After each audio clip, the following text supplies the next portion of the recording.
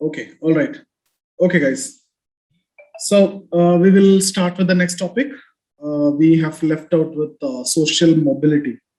Okay, so we will do social mobility today. Before that, can we go for a quick recap? Can anyone do that? Like what we have discussed yesterday, at least Davis and Moore theory. Can anyone do that? By that time, others will also join. Can anyone do that?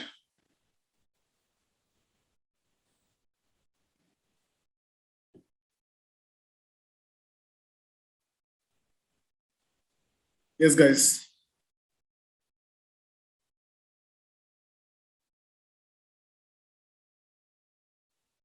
Okay, who will do it? Yes, Sayanti, you will do it. I think you did yesterday, so some other. Anyone else? Anyone else can do? She did yesterday, no?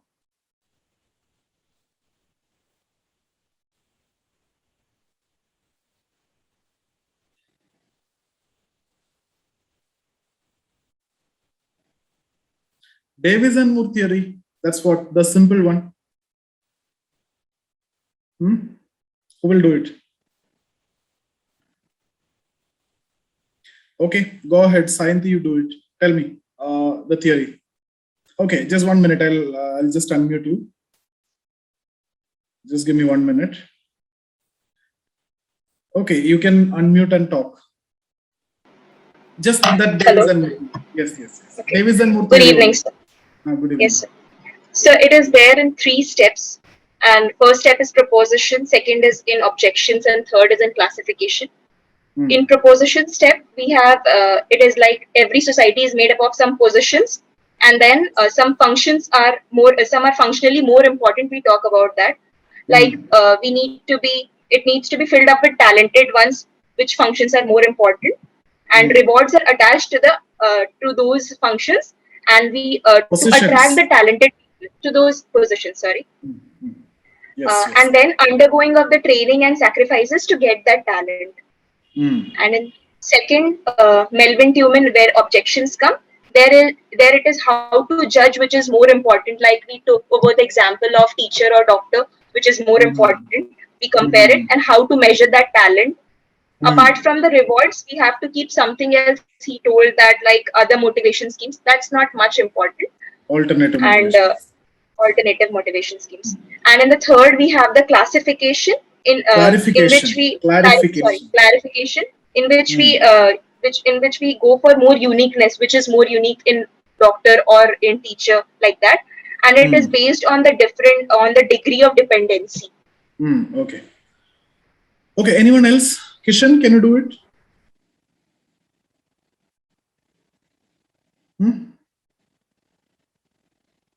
Anyone else? Yes, sir. Davis and Moore. Tell me. This based on preposition. It means position. Every society made up of some position. Some are functionally important.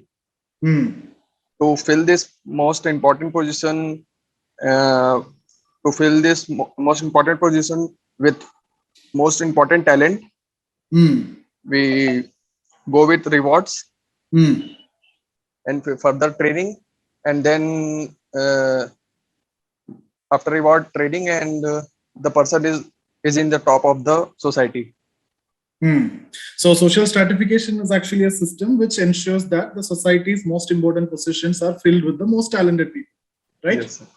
Then what's the criticism? What's the objections raised by Melvin Tuman? Sir, how to judge the importance. Okay, and then what is the clarification? Clarification is that it is not difficult. It is difficult but not impossible. Yes. And the uniqueness, and the third is degree of dependence. And theory applies on the open stratification system. Okay, anyone else can do it? Tanya, can you do it?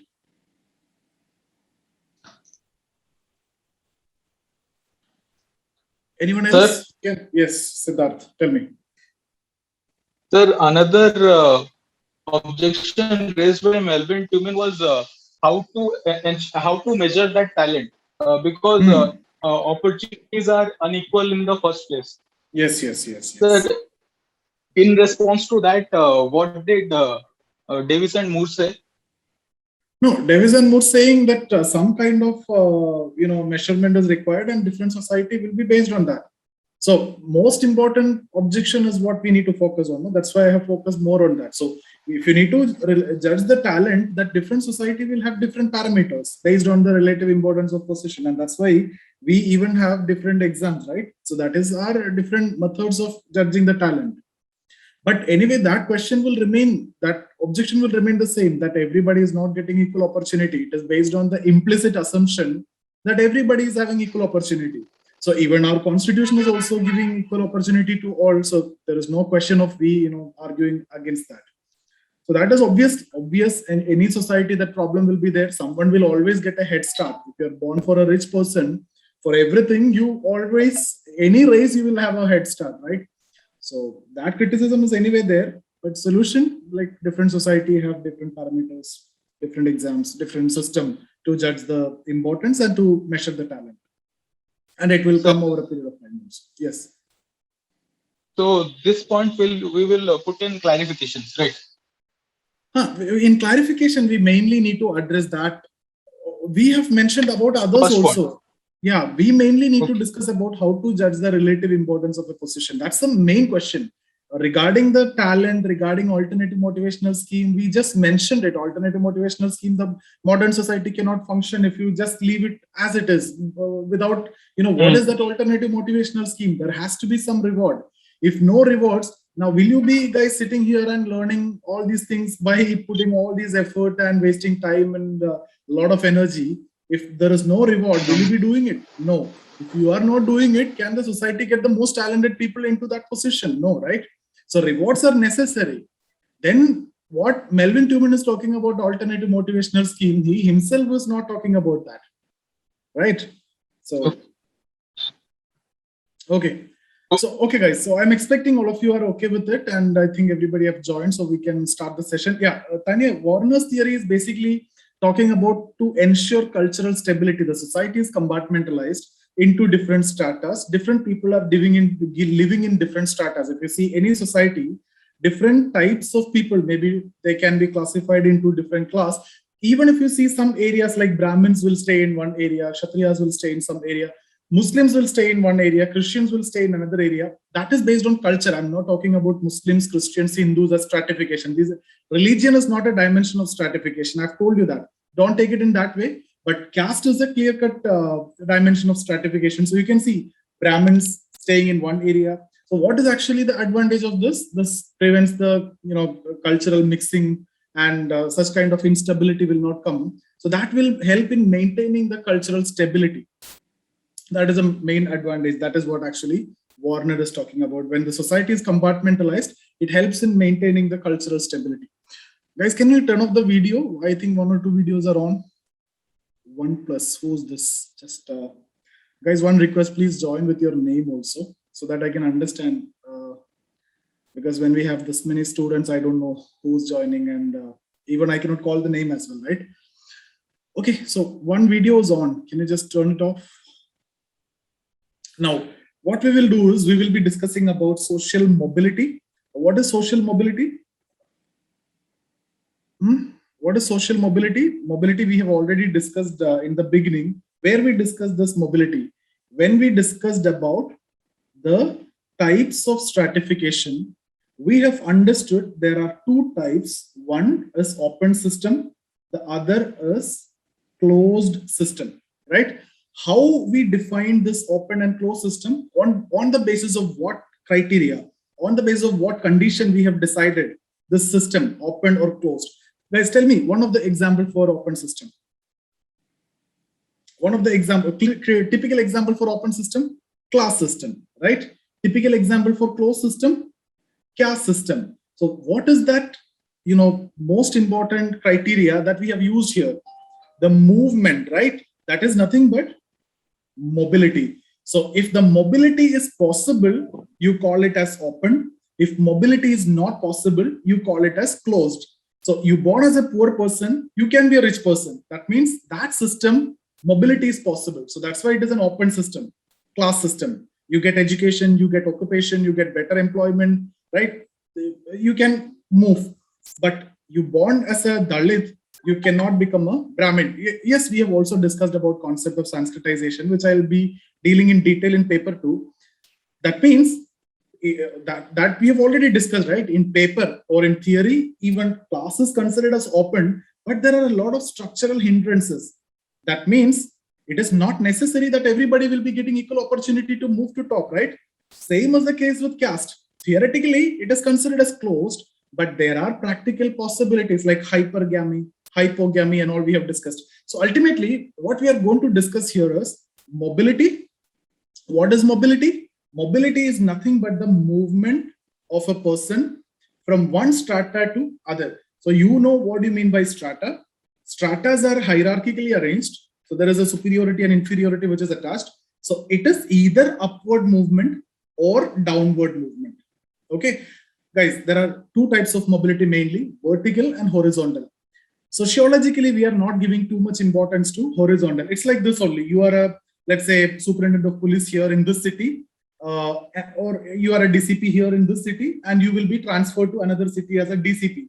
So here there is no movement or change in the position. Position remain the same. That is a geographical mobility, like transfers. This is not significant for us. We are concerned about vertical mobility, up-down movement. Okay, so you move to the top or you come down. This is what upward and downward mobility. This is what vertical mobility. We give a lot of importance to vertical mobility, and we will study different types of mobility, how you get mobility. That means avenues to mobility, like education is one avenue, marriage is another avenue, right? So getting employment is another avenue. So there are different avenues are there. And even though this much avenues are there, like you get education, you get employment, but still there are many who are not able to move, right? What are the hindrances? What are the constraints? So we will also see the hindrances. So we are looking for what is mobility, what are the types of mobility, what are the avenues to get mobility, what are the hindrances. Now guys, you get a question on stratification. Can you write that answer without talking about mobility? You cannot, right? Because if you need to talk about types of stratification, you have to talk about mobility. Based on mobility only, you can tell open or closed. So if question on stratification is there, you definitely need to talk about types, open, closed. If you need to talk about open and closed, you have to bring in mobility. So mobility is a product of stratification. So just like before, I've told you when we discuss about positivism and non-positivism, what did I told you? If the question is about positivism, you have to talk about non-positivism. Same way, if the question is about non-positivism, you have to talk about positivism. Exactly like that. Here also, if the question is about stratification, you need to talk about mobility. Why? Because mobility is a product of stratification. So even though they are asking you about stratification, you need to write mobility towards the end as a product of stratification. And then you need to talk about open system, closed system, and the dimensions. Even if they're asking about mobility as a question, can you write mobility without talking about stratification? No, right? If you need to talk about movement up, down, you have to talk about hierarchy, you have to talk about strata. So obviously you have to talk about stratification. So both are interconnected, and that's an advantage, right? Because you will not face any problem with the content here. Whether it is 10 marker or 20 marker, both you need to write, because mobility is a product of stratification. No stratification, no mobility. Mobility is required. Why we are studying mobility? We are studying mobility to understand what kind of stratification is there, open or closed. You got me? So we have class stratification, which is open, movement is possible. What are the two types of movement? Upward movement, that's what you call as upward mobility. Downward movement, downward mobility. So guys, these are very simple, silly things, and I hope this is clear. Can you give me one example for upward mobility? You born as a poor person, you become rich, upward mobility, right? How can you become rich? Education, you get a better employment, you do a better business, or you marry a rich woman, or you marry another rich person, you can get mobility, right? These are what you mean by avenues. Okay, again, let's talk about this one. Land reform. Will it lead to mobility? Upward or downward? Land reform. Can I write land reform as an example for avenue of mobility? Or land reform led to mobility. What kind of mobility it is? Upward for whom? Downward for whom? It is both. It is an example for both upward and downward. Some who got the land, those who landless, who got the land, they experienced upward. Those who had the land, the zamindars, they lost the land. So they experienced a downward mobility. Okay. You get a job, you experience an upward mobility. You lose the job, you will experience a downward mobility. You got it? So movement up and down. Now there are different types: quantitative, qualitative. What do you mean by that? Quantitative means in terms of numbers. Qualitative means in terms of text. That is what we have learned. So quantitative means objective social mobility. Qualitative means subjective. Quantitative means you will quantify. Let's suppose you have $1 million with you. Okay, in general, then you will be classified or understood as a millionaire. So if when it comes to India, let's say if you have 7.5 crore net worth, you will be considered as a millionaire and then at the top. That is what considered as mobility in quantitative terms, millionaire, okay, or billionaire. You got my point? So that way you can classify. That is quantitative. Qualitative means based on the quality of the person or the quality of the position. IAS officer, IPS officer, a doctor, they also have money, but not like a millionaire, but that is a qualitative criteria. You got me? So it can be based on quantitative criteria. That quantitative can be education, it can be income, it can be anything. Like you possess so much of degrees. That is also a quantitative criteria. But whether that degree have quality is a different thing. You say some people will keep on writing MA, BA, that degrees and all, right? That is a quantitative criteria. Correct? Then what about this one? Absolute and relative. There is another type, absolute and relative. Guys, this is similar to that absolute poverty and relative poverty. What is that absolute poverty? This is, let's say this is the poverty line, let's say 40 rupees. If you are above this, if your daily income is above this, you are APL. Below this, you are BPL. So when we talk about absolute and relative social mobility, it's like this only. Let's say there are two persons, A and B. Like both are working as a clerk. Okay, imagine both are working as a clerk in an office. So both join together, or let's say sub-inspector. Okay, let's say both are sub-inspector. So both have joined together. They are the batchmates. Now what happened is A got promoted to, let's say, DSP or inspector, sub-inspector to inspector. Okay, so A got promoted, but B did not get promoted. Now tell me, did A experience some mobility? Yes. What mobility? What mobility? Simple term. Upward or downward?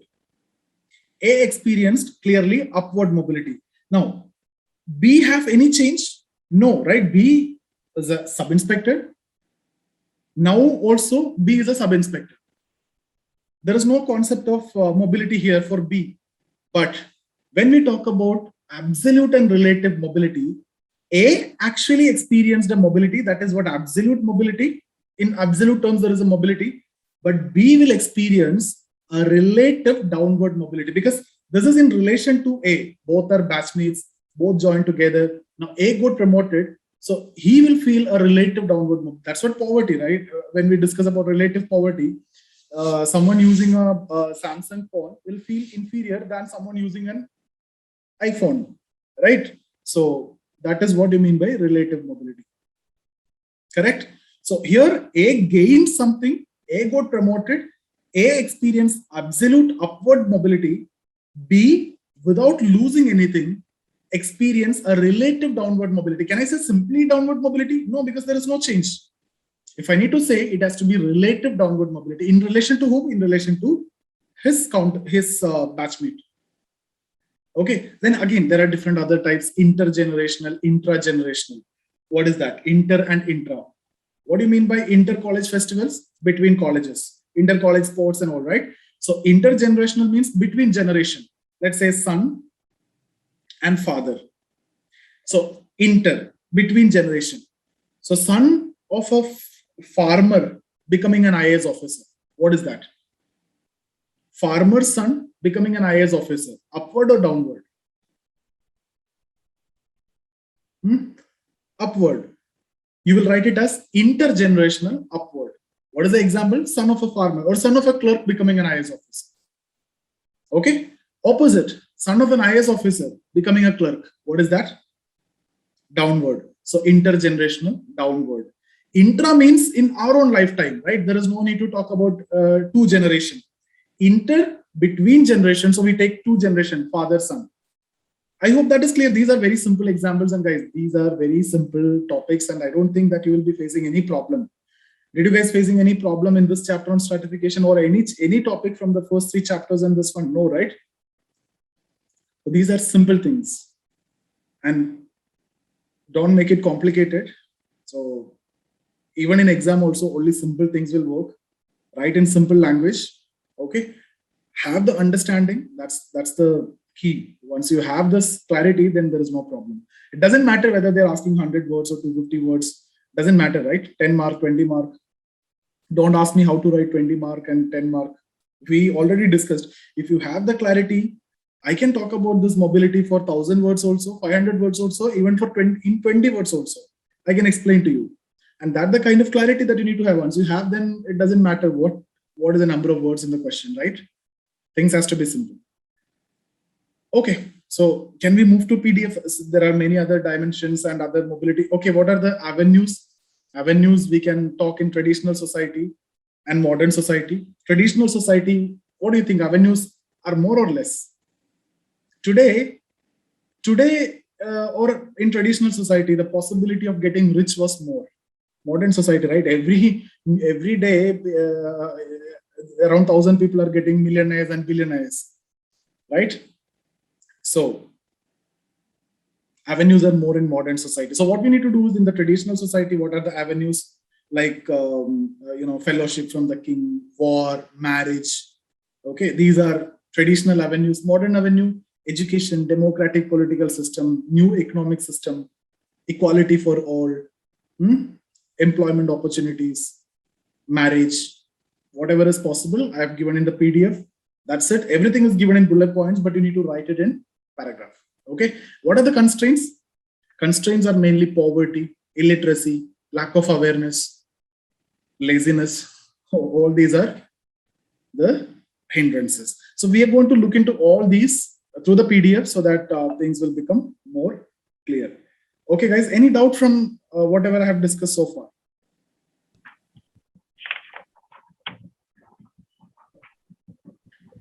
Okay, so let's go to the PDF. Guys, someone's mic is on. Please turn off the mic.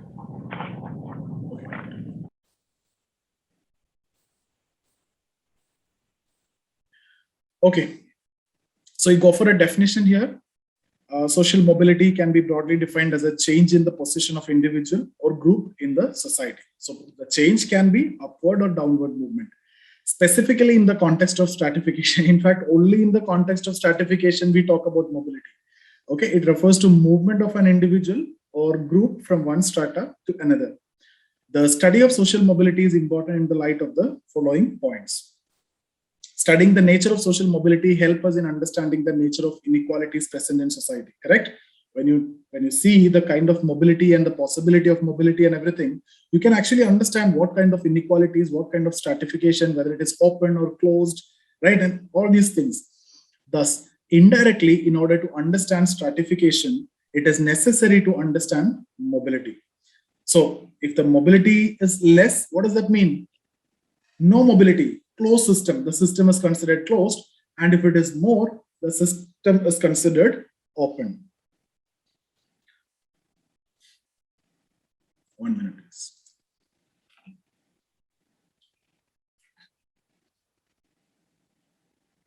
Guys, are you okay with the pace? Any issue with the speed that we are going? Any one of you are not able to follow or any issues there? Guys, even if you have any such issues, you can watch the videos, right?